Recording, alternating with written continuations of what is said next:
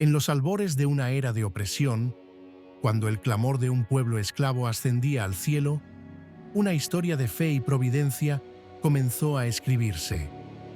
Un hombre de la venerable casa de Leví, de linaje sacerdotal, unió su vida a una mujer de su misma estirpe, en medio de la creciente tiranía egipcia. Esta unión, bendecida por la mano divina, estaba destinada a cambiar el curso de la historia. La mujer concibió y, en el tiempo señalado, dio a luz un hijo. Este niño, desde su primer aliento, irradiaba una belleza singular, una gracia que lo distinguía y que su madre percibió como una señal de su destino. Consciente del cruel edicto del faraón que ordenaba la muerte de todo varón hebreo recién nacido, su corazón de madre la impulsó a ocultarlo. Durante 3 largos meses, el pequeño fue resguardado en el más profundo secreto. Cada día, una proeza de amor y valentía. La madre, con ingenio y desesperación, logró mantenerlo a salvo de las miradas inquisidoras y de la implacable persecución. Sin embargo, el tiempo de ocultamiento llegó a su límite y la amenaza se cernía sobre ellos con una fuerza ineludible. Incapaz de prolongar más el engaño, la madre tomó una decisión que sellaría el destino de su hijo y de su pueblo. Con manos temblorosas pero firmes, construyó una cesta de papiro, la calafateó con betún y pez, transformándola en una pequeña arca flotante. En este frágil refugio, depositó a su preciado hijo, encomendándolo a la misericordia divina. La cesta fue cuidadosamente colocada entre los juncos a orillas del majestuoso Nilo, el mismo río que había sido testigo de tanta aflicción. Allí, en la quietud de la ribera, el destino del niño pendía de un hilo a merced de las corrientes y de la voluntad de Dios. Era un acto de fe suprema, una entrega total a lo desconocido. Mientras la pequeña arca se balanceaba suavemente, la hermana del niño, una joven de corazón valiente y espíritu observador, se mantuvo a una prudente distancia. Su mirada atenta seguía cada movimiento, cada sombra, esperando con ansia y temor el desenlace de aquella dramática escena. Su presencia silenciosa era un testimonio de la esperanza que aún ardía en sus corazones. Fue entonces cuando la providencia divina tejió un encuentro inesperado. La hija del faraón, ajena a la trama que se desarrollaba, descendió al Nilo para su baño ritual, acompañada por sus doncellas. Sus ojos, acostumbrados a la opulencia y al poder, se posaron en la inusual cesta que flotaba entre los juncos. Intrigada por el hallazgo, la princesa envió a una de sus esclavas a recoger el misterioso objeto. Con curiosidad y una pizca de aprehensión, la cesta fue traída a su presencia. Al abrirla, un llanto infantil rompió el silencio, revelando al pequeño ocupante.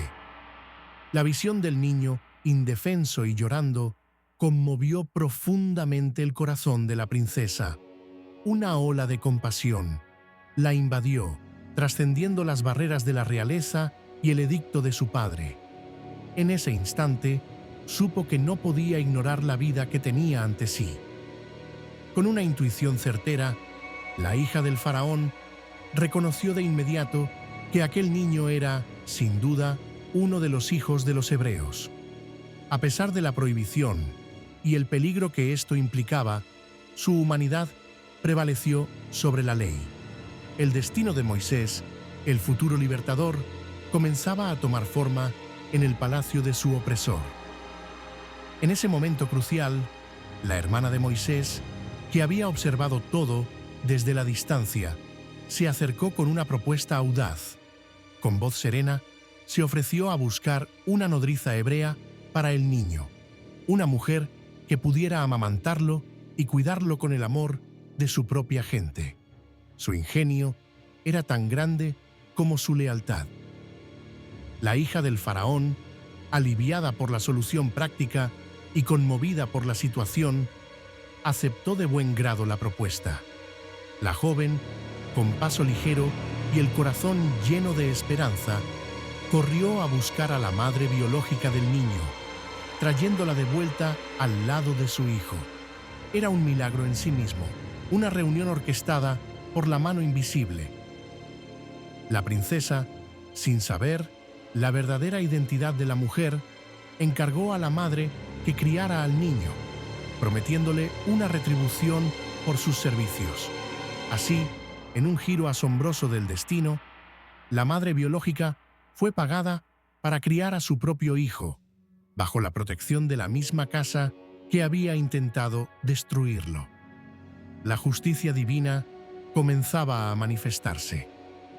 Con el paso del tiempo, el niño creció bajo el cuidado amoroso de su verdadera madre, quien le inculcó los valores y la fe de su pueblo. Cuando fue lo suficientemente grande, fue entregado a la hija del faraón, tal como se había acordado. El palacio, antes un lugar de peligro, se convirtió en su hogar. La hija del faraón lo acogió como a su propio hijo, brindándole una educación y un estatus que ningún hebreo esclavo podría haber soñado.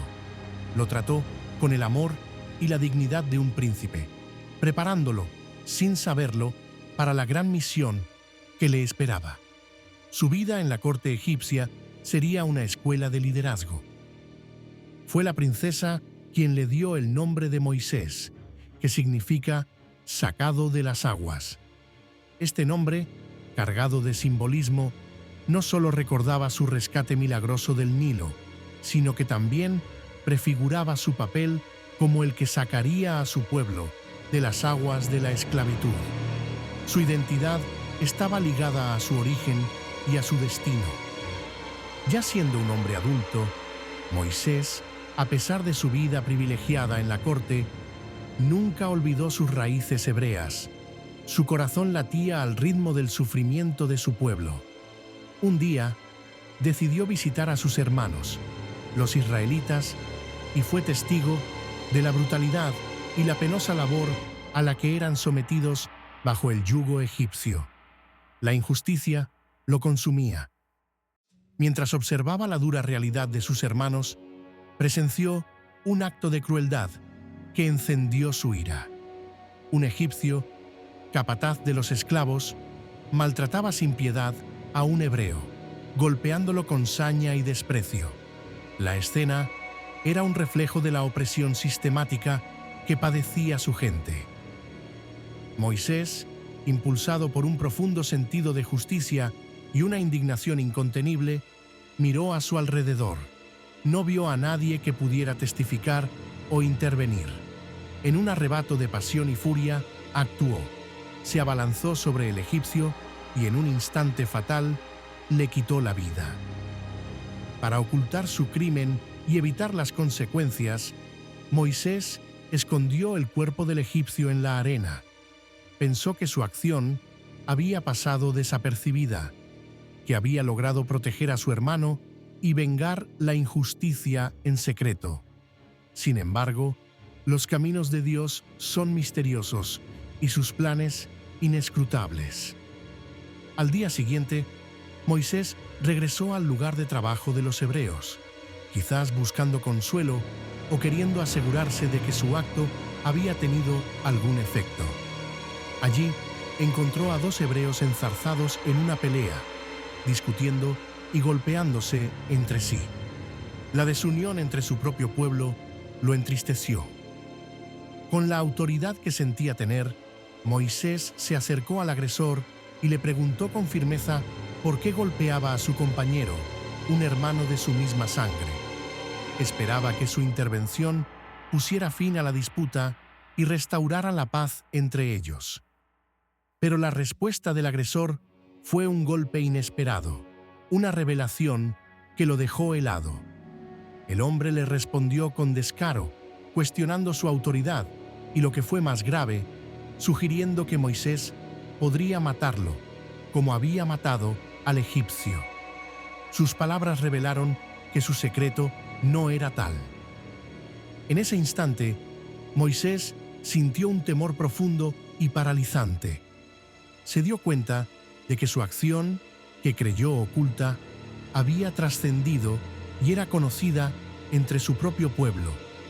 La noticia de la muerte del egipcio había llegado a oídos que no debía, y su vida corría ahora un grave peligro. La noticia del incidente no tardó en llegar a los oídos del faraón. La muerte de un egipcio a manos de un hebreo, incluso uno criado en la corte, era una afrenta imperdonable. El faraón, furioso y sintiéndose traicionado, buscó a Moisés con la intención de matarlo. La sentencia estaba dictada. Moisés, consciente del peligro inminente y de la ira del faraón, no tuvo otra opción que huir. Dejó atrás la opulencia del palacio y la tierra de Egipto, buscando refugio en lo desconocido. Su vida de príncipe había terminado y comenzaba su exilio. Su huida lo llevó a través del desierto, hasta el país de Madián, una tierra lejana y desolada. Exhausto por el viaje y la angustia, Moisés se sentó junto a un pozo, un lugar de encuentro y de vida en la aridez del desierto. Allí, su destino tomaría un nuevo rumbo. Mientras descansaba, presenció otra escena de injusticia. Las 7 hijas de Reuel, el sacerdote de Madián, intentaban abrevar sus rebaños, pero eran acosadas y expulsadas por otros pastores. Moisés, con su innato sentido de la justicia, no pudo permanecer impasible. Defendió a las jóvenes con valentía, ahuyentando a los pastores abusivos y ayudándolas a dar de beber a sus ovejas. Su acto de caballerosidad y fuerza no pasó desapercibido. Las hijas de Reuel regresaron a casa con una historia que contar. Reuel, impresionado por el relato de sus hijas y por la ayuda recibida, acogió a Moisés en su casa. Le ofreció hospitalidad y un lugar seguro en su hogar. En Madián, Moisés encontró un refugio y una nueva vida lejos de la persecución egipcia. Con el tiempo, Moisés se casó con Séfora, una de las hijas de Reuel. Juntos, formaron una familia en esa tierra extranjera. Tuvieron un hijo, a quien llamaron Gersón, que significa extranjero allí, un nombre que recordaba la condición de Moisés como forastero en Madián. Pasó mucho tiempo, décadas de exilio para Moisés y de esclavitud para su pueblo. El rey de Egipto, que había perseguido a Moisés, finalmente murió, pero la opresión sobre los israelitas no cesó. Un nuevo faraón ascendió al trono y la carga sobre los hebreos se hizo aún más pesada. Los israelitas, agotados por la brutalidad y la desesperanza, gemían bajo el yugo de la esclavitud. Su sufrimiento era inmenso y su clamor ascendía al cielo, un lamento colectivo que buscaba la intervención divina. Sus corazones anhelaban la libertad que parecía inalcanzable. Y Dios, en su infinita misericordia y justicia, escuchó sus gemidos. El clamor de su pueblo, que había sido paciente y sufrido, llegó a sus oídos. La promesa hecha a sus antepasados estaba a punto de ser recordada y cumplida. Dios se acordó de su alianza sagrada con Abraham, Isaac y Jacob, una promesa de tierra, descendencia y bendición. La memoria de su pacto eterno, que había permanecido latente, se activó ante el sufrimiento de sus elegidos. La fidelidad divina es inquebrantable. Con una mirada de compasión y determinación, Dios dirigió su atención hacia los israelitas. Los tuvo en cuenta, no como un pueblo olvidado, sino como sus hijos amados. El tiempo de la liberación había llegado y los preparativos divinos para su rescate estaban en marcha.